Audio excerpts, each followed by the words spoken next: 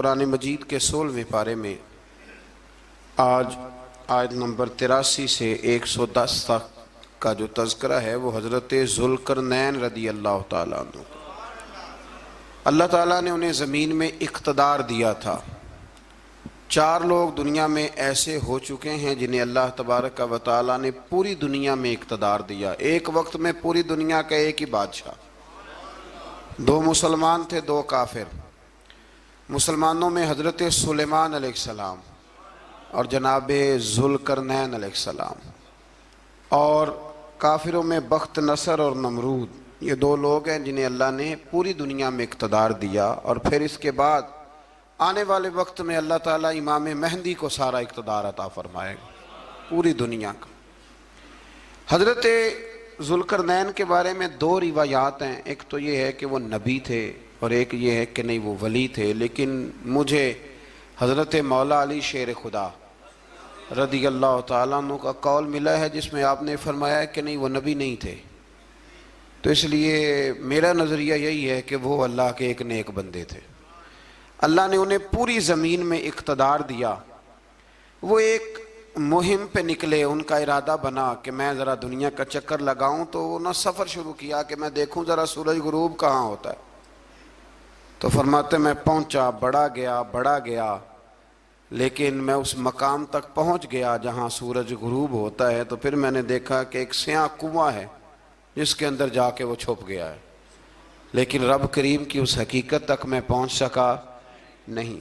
پھر آپ فرماتے ہیں کہ میں آگے نکلا تو مجھے ایک قوم کے بارے میں بتلایا گیا جو بڑی خونخوار قوم تھی، بڑی خونخوار، اس کو یاجوج اور ماجوج کہا جاتا ہے۔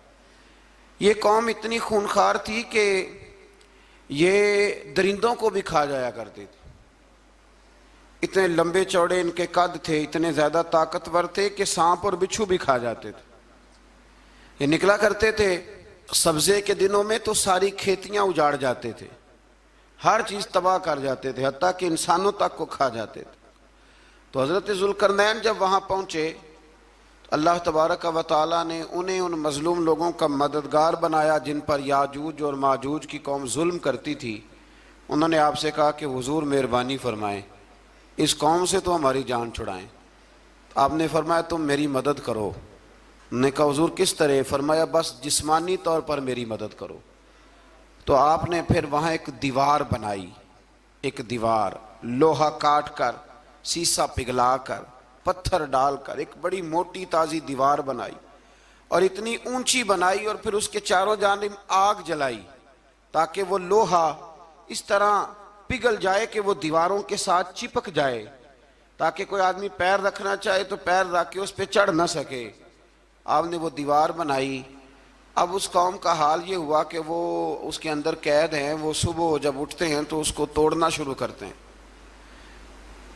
توڑتے رہتے ہیں، تو جب شام ہوتی ہے تو ان میں سے ہر روز ایک شخص کہتا ہے اتنی رہنے دو، باقی کل کریں گے۔ لیکن جب وہ سویرے اٹھتے ہیں تو اللہ تعالیٰ اس دیوار کو پھر سے مضبوط فرما دیتا ہے۔ نبی کریم علیہ السلام نے فرمایا قرب قیامت میں ایک وقت آئے گا، قیامت کے قریب جا کے ایک ٹائم ایسا آئے گا کہ اس مخلوق میں سے ہی ایک شخص پکارے گا، اور پکار کے کہے گا کہ اب سو جاؤ انشاءاللہ۔ اللہ ان کی زبان پہ جاری کہے گا اب سو جاؤ اور سویرے انشاءاللہ یہیں سے شروع کریں گے۔ تو فرمایا وہ چونکہ انشاءاللہ کہیں گے تو پھر اللہ تبارک و تعالی اگلے دن اس دیوار کو وہیں پہ رکھے گا جہاں رات کو انہوں نے اسے چھوڑا تھا۔ اگلے دن وہ توڑیں گے تو دیوار ساری ٹوٹ جائے گی، اور پھر اللہ تبارک و تعالیٰ کا فضل ہوگا تو مسلمان کی طرف وہ بڑھیں گے، وہ قتل و غارت کریں گے، پھر سے وہی درندگی کریں گے، تو پھر حضرت عیسیٰ علیہ السلام ان کے لیے دعا کریں گے۔ تو دعا کا یہ حال ہوگا کہ ان کے وجود پر کچھ ایسی چیزیں برآمد ہوں گی جن کی وجہ سے وہ مر جائیں گے، ختم کر دیے جائیں گے، قیامت کے قریب جا کے وہ دوبارہ آئیں گے۔ اس کے بعد پھر اللہ تبارک و تعالیٰ نے سورہ کہف کی آخری آیات میں 7 سمندر اور ان جیسے اور بھی آ جائیں، فرمایا 7 سمندر ہوں اور ان جیسے اور بھی آ جائیں اور مل کر وہ روشنائی بن جائیں تو میرے رب کے کلمات ختم ہونے سے پہلے سمندر ختم ہو جائیں گے۔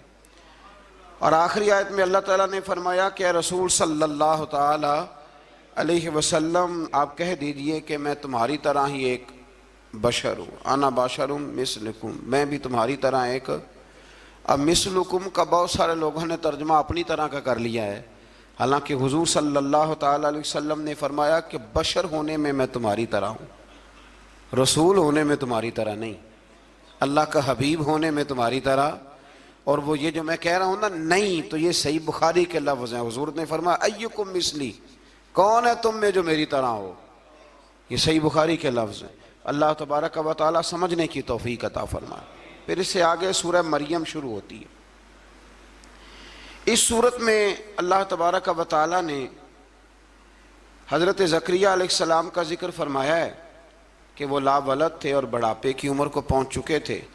انہوں نے اللہ تعالیٰ سے اولاد کی دعا کی جو ان کا اور آل یعقوب کا وارث ہو، تو اللہ تعالیٰ نے انہیں بیٹے کی بشارت عطا فرمائی جس کا نام انہوں نے یحییٰ رکھا، بلکہ یہ نام انہوں نے پہلے سے رکھ لیا تھا، یہ یحییٰ نام انہوں نے پہلے سے رکھ لیا تھا۔ مجھے اب لوگ کس سینس میں مسئلہ پوچھتے ہیں یہ نہیں مجھے بتا، لیکن مجھ سے ایک دوست نے کچھ دن پہلے پوچھا کہ پیدائش سے پہلے بچے کا نام رکھنا جائز ہے، تو میں نے انہیں کہا کہ ہاں آپ سورہ مریم پڑھیں گے تو آپ کو اندازہ ہوگا کہ حضرت زکریا نے بیٹے کا نام پہلے ہی رکھ دیا تھا، کیونکہ انہیں یقین کامل تھا کہ رب کریم مجھے بیٹا ہی عطا فرمائے گا۔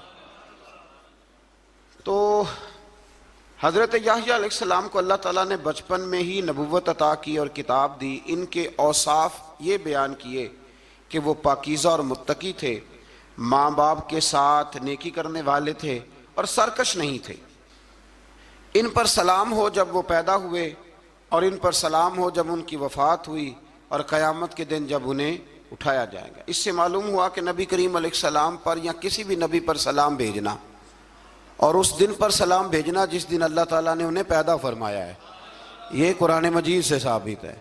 یعنی آپ یہ کہہ سکتے ہیں کہ جس سہانی گھڑی چمکا طیبہ کا چاند، اس دل افروز ساعت پہ، دل افروز ساعت پہ تو یہ عین قرآن مجید ہے کہ جس دن وہ پیدا ہوئے اس دن ان پر سلام۔ اللہ تعالیٰ سمجھنے کی توفیق عطا فرمائے۔ پھر اس سے آگے چل کر حضرت مریم سلام اللہ علیہا کا ذکر ہے کہ ان کے پاس فرشتہ آیا۔ ہم تیسرے پارے میں بھی ان کا ذکر پڑھ آئے، پھر ایک آدھ اور جگہ پہ بھی اشارتاً کنایتاً ان کا تذکر آیا کہ ان کے پاس فرشتہ انسانی شکل میں آیا، اور فرشتے نے آ کے کہا کہ میں آپ کو بیٹے کی بشارت دینے آیا ہوں۔ کہنے لگی میرے پاس کیسے بیٹا آئے گا، مجھے تو کسی مرد نے چھوا ہی نہیں۔ تو فرمایا رب ایسے ہی کرتا ہے جب وہ کسی کام کا ارادہ فرما لیتا ہے۔ تو حضرت مریم کے ہاں اللہ تبارک و تعالیٰ نے حضرت عیسیٰ علیہ السلام کی ولادت فرمائی۔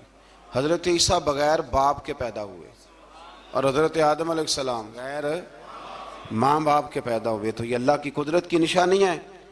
اب حضرت عیسیٰ علیہ السلام کی جب ولادت ہوئی تو یہ آپ کا معجزہ اور حضرت مریم کی کرامت سامنے آئی کہ آپ ایک خشک کھجور کے نیچے بیٹھی تو اللہ تعالیٰ نے اسے سرسبز و شاداب کر دیا، اور آپ اس کو ہلاتی تھی تو وہ کھجوریں گرتی تھی۔ بڑی پریشان تھی آپ کے قوم کے سامنے کیا منہ لے کے جاؤں گی، لوگ کیا کہیں گے۔ لوگوں کے لیے الزام لگانا، پروپیگنڈا کرنا بڑا ہی آسان کام ہے۔ دو ہی تو کام دنیا میں آسان ہے، ایک بدگمانی کرنا اور ایک غیبت کرنا، اور اتنا مزیدار کام ہے کہ آپ ساری دیہڑی کرائیں، کوئی بندہ تھکنے کو تیار معاذ اللہ ثم معاذ اللہ سارا دن، اور اگر آپ کہیں کہ اللہ کا ذکر کرو تسبیح لے لو صرف 500 دفعہ درود شریف پڑھ لو تو پھر کیا بنے گا، کام یاد آ جائے گا، بہت سارے لوگوں نکل لیں گے۔ کبھی کبھی کچھ چیزیں بڑی یاد رہ جاتی ہیں۔ ایک شاعر نے ایک شعر کہا تھا، میری تھوڑی سی شعری ذوق ہے تو مجھے دلچسپی ہے، رہ جاتی ہیں کچھ باتیں ذہن میں۔ ایک دفعہ ہمارے ایک دوست کے بارے میں کچھ پراپیگنڈا ہونے لگا تو میں نے انہیں ایک شعر لکھ کے بھیجا، مجھے یاد تھا، میں نے ایک شعر لکھا۔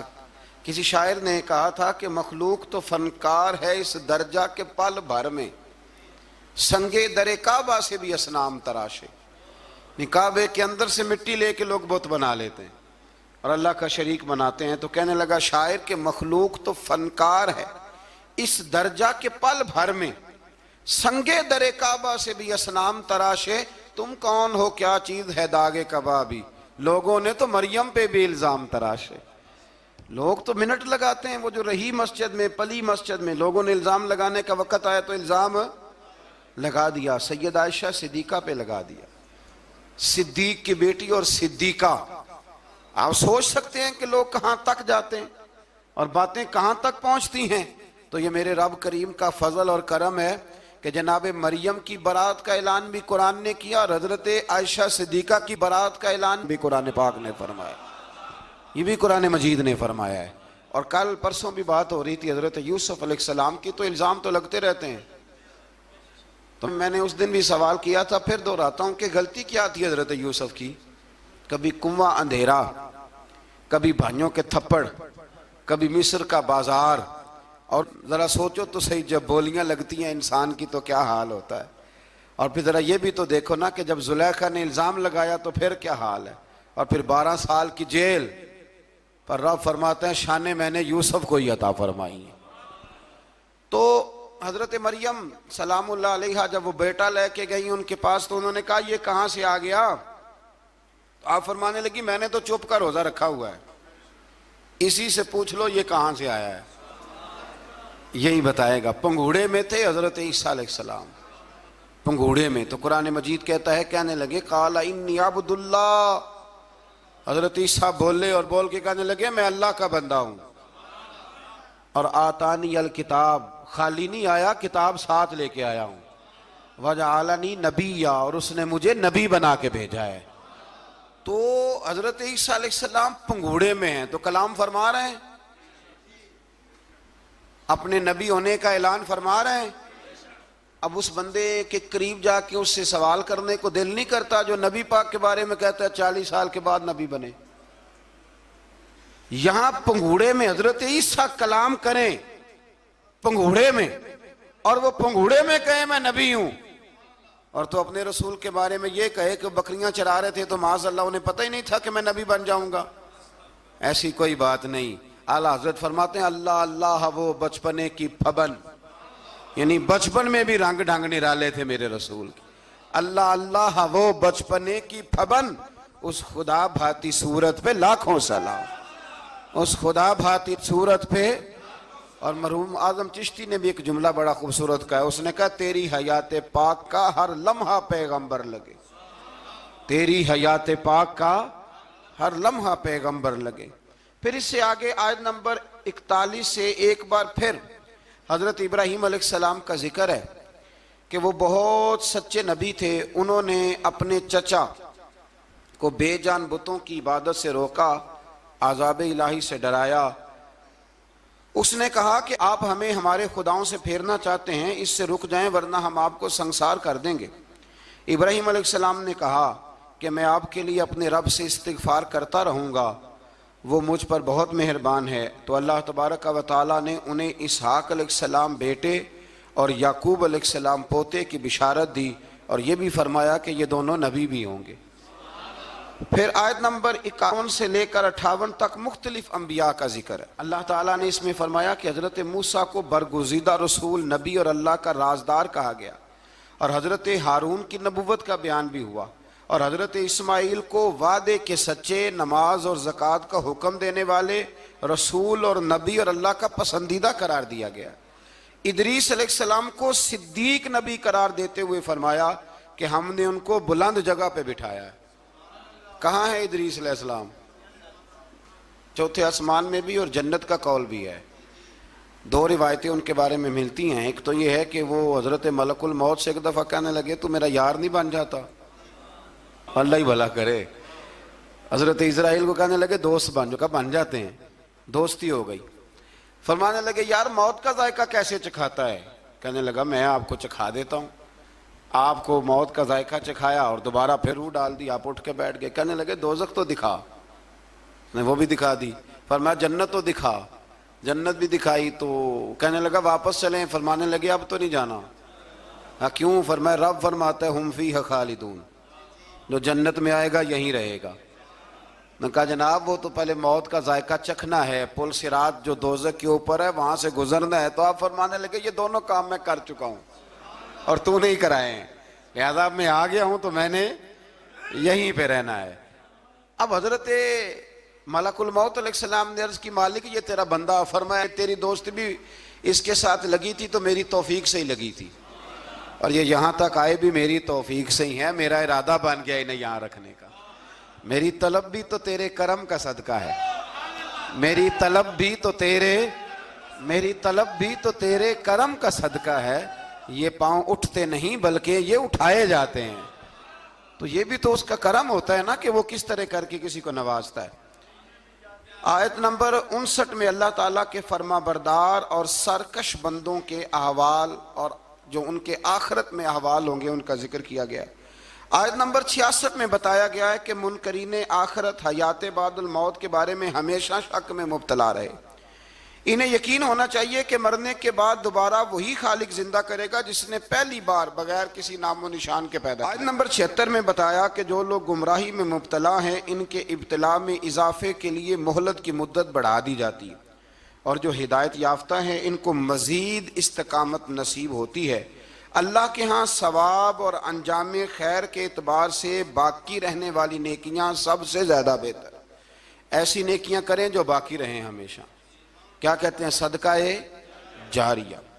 آیت نمبر 81 میں فرمایا کہ مشرکین اس امید پر اللہ کے سوا معبودان باطل کی عبادت کرتے ہیں کہ مشکل میں ان کی مدد کریں گے، فرمایا ہرگز نہیں، وہ ان کے دشمن بن کے عبادت کا انکار کریں گے۔ آیت نمبر 88 میں بتایا کہ کفار نے اللہ کی طرف اولاد کی نسبت کر کے نہایت سخت بات کی، یہ تو اتنا سنگین جرم ہے کہ اس سے آسمان پھٹ پڑے، زمین شک ہو جائے اور پہاڑ ریزہ ریزہ ہو جائیں۔ مزید فرمایا کہ آسمان اور زمین میں جو کوئی بھی ہے سب اللہ کے حضور بندے بن کے حاضر ہوں گے۔ آیت نمبر 97 میں فرمایا جو لوگ ایمان لائے اور نیک کام کیے ان قریب رحمان لوگوں کے دلوں میں ان کی محبت پیدا فرما دے۔ یہ جو شرک والا معاملہ ہے نا، یہ بڑا سادہ سا ہے، کچھ لوگ آج نئے فلسفی اٹھے ہیں تو وہ کچھ عجیب و غریب سی باتیں دہریوں جیسی کرنے لگے ہیں، اور بعض مضامین ہم دیکھتے ہیں تازے جو چھپتے ہیں ان کے اندر بھی وہ اشارتاً کنایاتاً مذہب کی بنیاد پر تقسیم نہیں ہونی چاہیے، انسان بحیثیت انسان قابل تکریم ہے۔ تو ایک بات سمجھ لیں کہ جو مکان کی رجسٹری آپ کے نام ہے اگر کوئی اور دعویٰ کرے اس کا تو آپ کو برداشت ہے؟ یہ ہو نہیں نہ سکتا میاں، ملک میں وزیر کئی ہو سکتے ہیں پر وزیر اعظم ایک ہوتا ہے، اس کو سمجھ لیں۔ تو جب اللہ کی توحید میں کو کسی کو شریک ٹھہراتا ہے تو بہت بڑا جرم کرتا ہے، وہ بہت بڑا جرم کرتا ہے۔ یوں سمجھ لیں کہ جیسے آپ کی 5 مرلے کی زمین پہ کوئی آ کے قبضہ کرے، اسے مار دینے کو دل کرتا ہے۔ اس لیے یہ ساری زمین رب کریم کی ہے، آسمان و زمین کا خالق اور مالک، تو شرک ناپسندیدہ بات، ناپسندیدہ۔ سورہ طٰہٰ شروع ہوتی ہے، اس سورہ طٰہٰ میں نبی پاک صلی اللہ تعالیٰ علیہ وسلم کو رب کریم نے فرمایا کہ محبوب قرآن اس لیے نازل نہیں کیا تھا کہ آپ مشقت میں پڑ جائیں۔ نبی کریم لمبی لمبی نمازیں پڑھتے تھے، لمبی لمبی، تو قرآن مجید نے کہا طٰہٰ ما انزلنا علیک القرآن لتشقیٰ، محبوب قرآن اس لیے نازل نہیں کیا کہ آپ مشقت میں پڑ جائیں۔ حضور لوگوں کو بڑی جد و جہد کے ساتھ دین کی طرف بلاتے تھے، تو کہا محبوب قرآن اس لیے نازل نہیں کیا تھا کہ آپ مشقت میں پڑ جائیں، آپ تو مشقت کرنے لگ گئے۔ وہ یا رب اپنے محبوب کو کہہ رہا ہے، جیسے سورہ مزمل میں بات ہوئی نا کہ محبوب تھوڑا آرام بھی فرما لیا کر، محبوب تھوڑا آرام بھی فرمائے۔ پھر فرمایا کہ یہ قرآن نصیحت کے لیے نازل ہوا ہے، اور اللہ ظاہر و باطن سب کو جانتا ہے، اور وہ وحدہ لا شریک ہے، اور سارے اچھے نام اسی کے ہیں۔ آیت نمبر 10 میں فرمایا کہ مدین سے واپسی کے سفر کے دوران موسیٰ علیہ السلام اس واقعے کا بیان کیا کہ وہ اپنی جگہ پر رکے ہوئے تھے، تو وہیں انہیں غیب سے ندا آئی کہ موسیٰ میں آپ کا رب ہوں، آپ وادی مقدس میں ہیں تو ادباً اپنے جوتے اتار دیجئے، میں نے آپ کو چن لیا ہے، میرے پیغام وحی کو توجہ سے سنیے، میں اللہ وحدہ لا شریک ہوں، میری بندگی کیجیے، میری یاد کے لیے نماز قائم کیجیے، قیامت آنے والی ہے، اسی کی طرف آپ توجہ فرمائیے۔ اسی موقع پر آپ کو جو معجزات عطا کیے گئے ان کا بھی ذکر ہے، اور وہ ہم پیچھے بہت ساری جگہوں پہ اس کا ذکر کر آئے کہ اللہ تعالیٰ نے ان کو ایک ایسا عصا عطا فرمایا تھا کہ وہ ایک دم میں ہی بہت بڑا اژدہا بن جایا کرتا تھا، اور پھر حضرت سیدنا موسیٰ علیہ السلام اپنا ہاتھ گریبان میں ڈال کے نکالتے تھے تو آفتاب کی طرح روشن ہو جاتا تھا۔ اقبال کہتے ہیں ید بیضا لیے بیٹھے ہیں اپنی آستینوں، ید بیضا لیے، چمکتے ہوئے ہاتھ ہیں ان کے، تو یہ اپنی آستینوں میں چھپا کے بیٹھے ہیں۔ پر اقبال نے یہ ولیوں کے لیے کہا ہے، نہ پوچھ ان خرقہ پوشوں کی، ارادت ہو تو دیکھ ان کو، ارادت ہو تو محبت کے ساتھ دیکھ، تنقید کے ساتھ تو پتہ ہے پھر بندے کو کوئی شے نہیں ملتی، آنکھیں گونگ ہو جاتی۔ ارادت ہو تو دیکھ ان کو، ید بیضا لیے بیٹھے ہیں اپنی آستینوں میں۔ پھر اللہ تعالیٰ نے نا حضرت موسیٰ علیہ السلام کو حکم دیا تھا کہ فرعون کو دعوت دیں، تو حضرت موسیٰ نے دعا مانگی جو آیت نمبر 25 اور 28 میں موجود ہے، رب اشرح لی صدری ویسر لی امری واحلل عقدۃ من لسانی یفقہوا قولی، اے میرے رب میرے لیے میرا سینہ کھول دے، میرے لیے میرا کام آسان کر دے، میری زبان کی گرہ کھول دے تاکہ وہ لوگ میری بات کو سمجھ سکیں۔ یہ آپ نے دعا فرمائی، اور آگے جا کے مزید آپ نے التجا کی کہ میرے خاندان میں سے میرے بھائی ہارون کو اس مشن میں میرا وزیر بنا دے تاکہ مجھے تقویت ملے، اور اسے میرا شریک کار بنا دیجیے۔ اللہ تعالیٰ نے ان کی اس دعا کو قبول فرما لیا۔ آیت نمبر 38 سے حضرت موسیٰ علیہ السلام کی پیدائش کا ذکر ہوتا ہے، اور یہ تقریباً آیت نمبر 76 تک چلتا ہے۔ واقعہ آپ نے پہلے بھی سنا ہوا ہے، اپنے لفظوں میں میں بھی عرض کیے دیتا ہوں۔ فرعون کو اس نے وہ خواب دیکھ لیا تھا کہ ایک ستارہ اٹھے گا اور پھر وہ گرے گا تو میری ساری سلطنت کو تباہ کر دے گا۔ نجومیوں سے اس نے پوچھ لیا، اس نے کہا کہ ایک بچہ پیدا ہوگا جو تیری سلطنت کو تباہ کرے گا۔ چاہیے تو یہ تھا کہ وہ توبہ کرتا، لیکن اس نے کیا کیا کہ اس نے بچوں کو قتل کرانا شروع کیا۔ یذبحون ابناءکم، ذبح کرا دیتا تھا تمہارے بیٹوں کو، اور بچیوں کو وہ زندہ رکھتا تھا۔ اللہ تبارک و تعالیٰ کی قدرت دیکھیے، رب بڑا ہی کریم ہے۔ آپ یقین کریں مولا کے دینے کے انوکھے ہی انداز ہیں۔ یعنی حضرت موسیٰ کوہ طور کے پاس آگ لینے جائیں تو اللہ تبارک و تعالیٰ پہلی وحی فرما کے نبی بنا لے۔ بھائی حضرت یوسف کو کنویں میں ڈالیں تو رب وہاں سے نکال کے مصر کا حکمران بنا دے۔ وہ بڑا ہی بے نیاز ہے، مولا کے دینے کے انداز بڑے ہی انوکھے ہیں، وہ بڑے انوکھے انداز میں نوازتا ہے۔ تو حضرت موسیٰ جب پیدا ہوئے تو ان کی والدہ نے پتہ کیا کیا، ان کو ایک صندوق میں بند کر کے دریا میں بہا دیا۔ اب دریا میں بہتے جا رہے ہیں تو ماں تھی تو پریشان بھی ہو گئی، ان کی ہمشیرہ کو کہنے لگی ذرا دھیان رکھنا کدھر جاتے ہیں۔ حضرت موسیٰ علیہ السلام دریا میں بہتے بہتے نا فرعون نے نا دریا کے کنارے مکان بنایا ہوا تھا۔ آپ کو پتہ ہے بادشاہوں کا ذوق ہوتا ہے، آج کل ہمارے جو حکمران ہیں انہوں نے اس کا نام فارم ہاؤس رکھا ہوا ہے، میرا فارم ہاؤس، اور پرانے زمانے میں لوگ ڈیرا کہتے تھے۔ تو اس نے بھی اس طرح کا فارم ہاؤس بنایا ہوا تھا۔ وہاں پہ حضرت موسیٰ علیہ السلام تیرتے ہوئے تابوت کے اندر صندوق کے اندر جا رہے ہیں۔ فرعون اور ان کی بیوی حضرت آسیہ بے اولاد تھیں، بڑی تڑپ تھی بیٹے کی، وہ بھی وہاں کھڑی تھی۔ صندوق تیرتا ہوا آیا تو فرعون نے کہا کہ جاؤ پکڑ کے لاؤ دیکھو کیا ہے۔ جب وہ لے کے آئے نا تو آپ کی ہمشیرہ جو نگرانی کر رہی تھی پریشان ہو گئی کہ یہ تو اس کے ہاتھ لگ گئے، یہ تو اب مار ڈالے گا۔ لیکن جب خوبصورت اور چمکتا ہوا بچہ دیکھا تو بی بی آسیہ کہنے لگی یہ بنی اسرائیل کا ہے ہی نہیں، یہ تو پتہ نہیں کہاں سے بہتا ہوا یہاں آ گیا ہے، تم ایسے ہی چھوڑ، یہ پتہ نہیں کہاں سے، رکھ نہ لیں رکھ نہ لیں۔ تو حضرت موسیٰ علیہ السلام وہ کہنے لگا نہیں انہی کے ہیں، موسیٰ علیہ السلام اسی کے ہیں۔ تو آسیہ کہنے لگی تیرے تو سر پہ نا بس بھوت ہی سوار ہو گیا، ہر وقت وہی لوگ تجھے یاد رہتے ہیں، یہ پتہ نہیں کہاں سے بہ کے آیا۔ اب رکھ لیا، مان گیا فرعون۔ آپ فرعون کے گھر میں جو اس لیے بچے مروا رہا تھا کہ میری سلطنت حضرت موسیٰ پیدا نہ ہو جائیں، تو اسی کے گھر میں پرورش پانے لگے، اسی کے گھر میں۔ اب عورتیں منگائیں گئی دودھ پلانے کے لیے، تو حضرت موسیٰ علیہ السلام کسی بی بی کا دودھ نہیں پیتے، تو آپ کی ہمشیرہ نہ وہیں دائیں بائیں گھومتی رہتی۔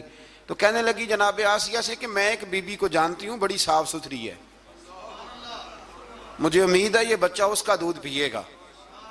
تو فرعون کہنے لگا دوڑ کے لا، تو وہ اپنی والدہ کو لے کے آئیں تو حضرت موسیٰ نے فوراً دودھ پینا شروع کر دیا۔ فرعون کو پھر تھوڑا شک ہوا، ایک روایت یوں بھی لکھی ہے بعض لوگوں نے کہ فرعون ایک دن اٹھایا ہوا تھا حضرت موسیٰ کی ابھی تھوڑی سی عمر تھی، تو آپ نے اس کی داڑھی پکڑ کے تو ایک گھونسا دے مارا، جلالی تو شروع سے ہے نا، تو کہنے لگا آسیہ تو مان نہ مان یہ بچہ وہی ہے۔ تو حضرت بی بی آسیہ کہنے لگی کہ تجھے غلط فہمی ہے، یہ وہ نہیں ہے۔ اس نے کہا دیکھو نا، یہ تو اٹھاتی ہے تو پیار کرتا ہے، اور میرے جب قریب آتا ہے تو اس کے لب و لہجے میں تلخی محسوس کرتا ہوں۔ اس نے کہا بچوں کو کیا پتا، خیر ایک طرف اس نے کھانے پینے کی چیزیں رکھتی، ایک طرف انگارے رکھ دیے، وہ بھی حضرت آسیہ کہتی ہیں کہ تجھے سمجھ آئے بچے بچے ہوتے ہیں۔ حضرت موسیٰ بچے تو تھے پر تھے تو اللہ کے نبی نا، اللہ کے نبی تھے۔ جب اس نے کہا نا یہ بچے ہیں، تو حضرت موسیٰ علیہ السلام بجائے انگاروں کی طرف جانے کے نبی تھے، وہ سیدھے کھانے پینے والی چیزوں کی طرف بڑھنے لگے۔ فرعون کہنے لگا اب بتا، اللہ تعالیٰ نے حضرت جبریل کو بھیجا، انہوں نے کہا ادھر نہیں جانا آپ ادھر جائیے، تو آپ آگ کی طرف گئے اور ایک کوئلہ اٹھا کے زبان پہ رکھ لیا۔ تو آسیہ کہنے لگی سمجھ آئی، بچے کو کیا پتا کدھر جانا ہے کدھر نہیں جانا، اگر وہ اتنا ہی خیال ہوتا وہی بچہ ہوتا تو آگ۔ اور بعض مفسرین نے لکھا ہے یہ جو حضرت موسیٰ دعا مانگتے تھے نا رب اشرح لی صدری ویسر لی امری، یہ وہ آگ کا انگارہ جب کوئلہ منہ میں رکھا تھا نا تو اس کی وجہ سے زبان میں کچھ لکنت آ گئی، تو آپ دعا کرتے تھے کہ یا اللہ میری زبان کی وہ بند گرا کھول دے تاکہ میں کھل کے فرعون کے سامنے بات کر سکوں۔ وہیں حضرت موسیٰ پلنے لگے، وہیں پلے، وہیں جوان ہوئے، وہیں اللہ نے ساری دولتیں دی، بہن بھی ملی، ماں بھی ملی، اور سارے عزیزوں کا پیار بھی ملا۔ اسی گھر کے اندر اللہ نے پرورش کر کے فرعون کے ظلم سے بنی اسرائیل کو نجات عطا فرمائی۔ آج نمبر 77 سے موسیٰ علیہ السلام کو حکم ہوا کہ راتوں رات بنی اسرائیل کو لے کے نکل جائیں۔ انہیں اللہ کی طرف سے یقین دلایا گیا کہ ان کے لیے سمندر میں خشک راستہ نکال لیا جائے گا۔ فرعون نے ان کا تعاقب کیا اور سمندر میں غرق کر دیے گئے۔ اس مقام پر اللہ تعالیٰ نے بنی اسرائیل پر اپنے احسانات کا ایک بار پھر ذکر فرمایا۔ حضرت سعد بن ابی وقاص رضی اللہ تعالیٰ عنہ بھی ایک دن جہاد کے لیے نکلے تو رستے میں سمندر آ گیا۔ حضرت موسیٰ کی قوم کو نا سمندر نے رستہ دیا تھا، تو جناب سعد بن ابی وقاص سمندر کے کنارے کھڑے ہو کے اب وہ لوگ پوچھنے لگے حضور کیا کرنا ہے؟ فرمایا کرنا کیا ہے، ابھی دیکھیں کیا ہوتا ہے۔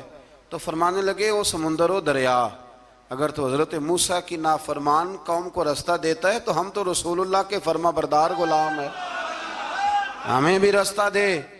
تو 12 رستے بن گئے دریا میں سے۔ جناب سعد بن ابی وقاص لشکر لے کے گزر گئے، باہر گئے تو ایک دفعہ پھر صحابہ کو یقین دلایا، فرمایا کسی کی کوئی چیز تو نہیں رہ گئی دریا میں؟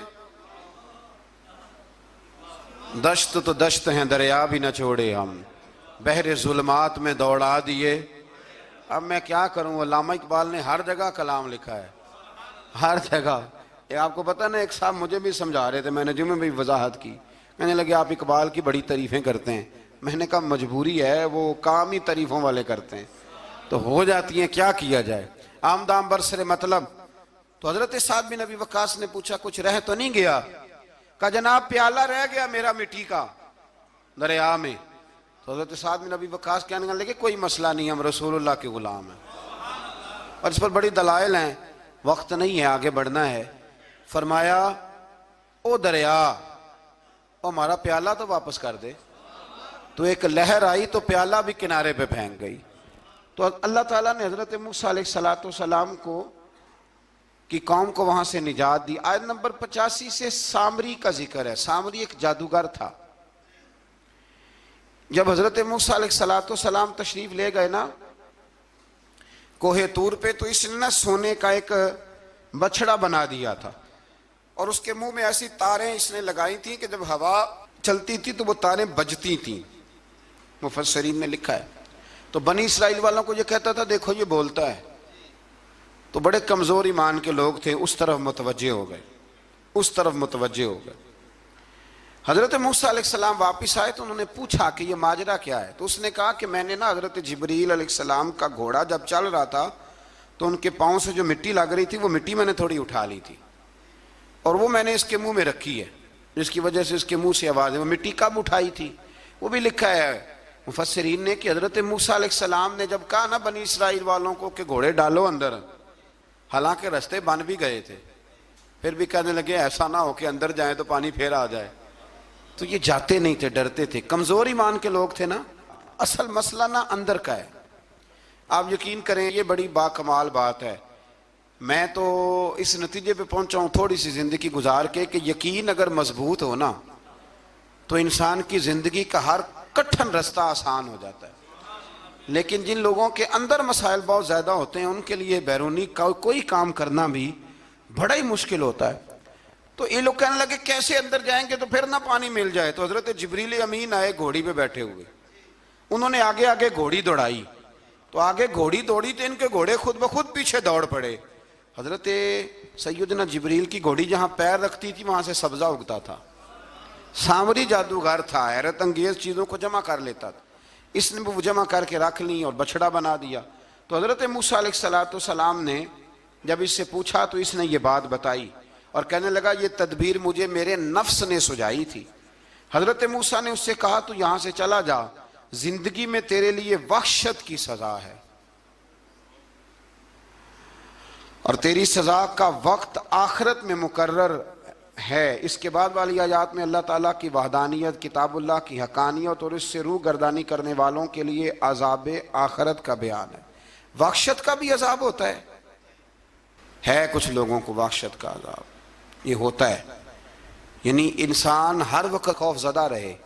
آیات بتاتی ہیں کہ اس پر کون سا عذاب ہے، اس پر ایک وحشت طاری رہے۔ اللہ سے دعا مانگیں اللہ تبارک و تعالی ان ساری آزمائشوں سے ہمیں محفوظ فرمائے۔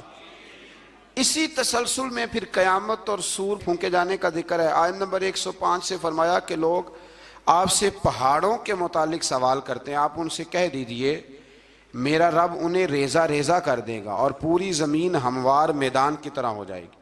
آیت نمبر 109 میں قیامت کی ہولناکیوں کا ذکر ہوا اور فرمایا آج اللہ کی بارگاہ میں کسی کو مجال شفاعت نہیں ہوگی سوائے اس کے جسے وہ اذن شفاعت عطا کرے اور جس کے قول سے وہ راضی ہو۔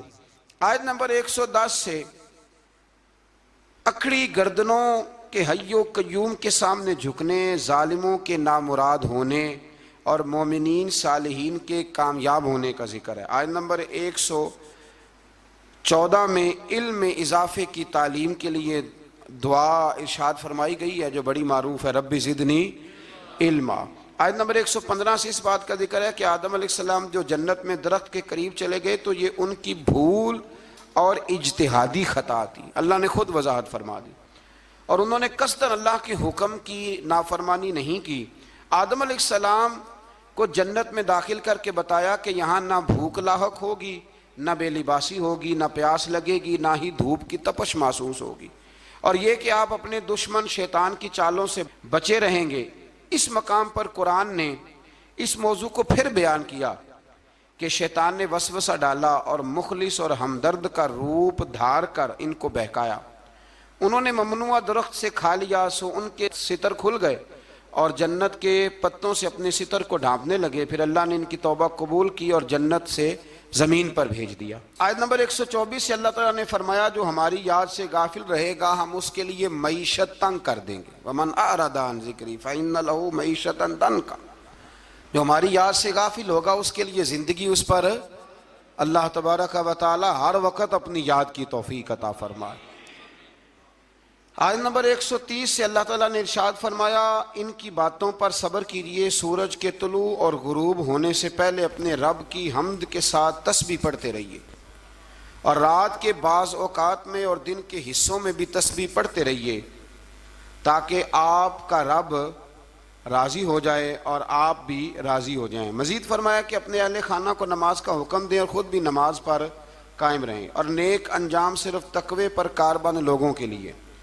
کفار قریش کے عذاب کے مطالبے کے جواب میں فرمایا کہ ان سے پہلے لوگوں کو اللہ نے ہلاک کر دیا تھا اور عذاب کا وقت مقرر ہے، اگر ہم رسول بھیجنے سے پہلے ہلاک کرتے تو یہ لوگ کہتے کہ ہمارے پاس عذاب سے پہلے رسول کیوں نہیں بھیجا، ہمیں کوئی سمجھا لیتا ہم نہ یہ کام کرتے۔ اور فرمایا انتظار کرو تم ان قریب جان لوگے سیدھے راستے والے اور ہدایت یافتہ لوگ کون ہیں۔ یہ 16ویں پارے کے کچھ مندرجات تھے جو میں نے آپ کی خدمت میں عرض کی ہے، اللہ سمجھنے کی توفیق عطا فرمائے۔